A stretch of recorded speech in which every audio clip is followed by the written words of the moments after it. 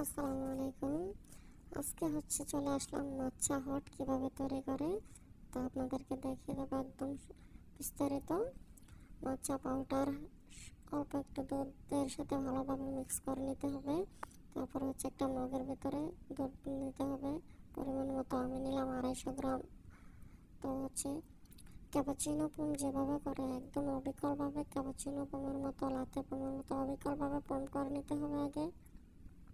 দেন ফোমটা করে নেওয়ার পরে ভালোভাবে ফোমটা একটু মিক্স করতে হবে। মাছা যেটা আগে বানানো রেসিপিটা রেডি হয়েছে এটার সাথে একটু মিক্স করে নিতে হবে।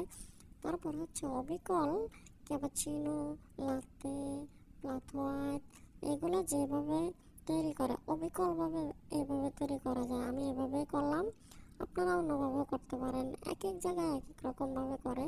আমি এভাবে করার কারণ এটা দেখতে একটু সুন্দর দেখা যায়, মনে করেন কাস্টমারও পছন্দ করবো, এই জন্য আমি এভাবে করলাম। আপনারাও আপনাদের মতো করে করতে পারেন, এক এক জায়গায় এক এক রকম ভাবে করে।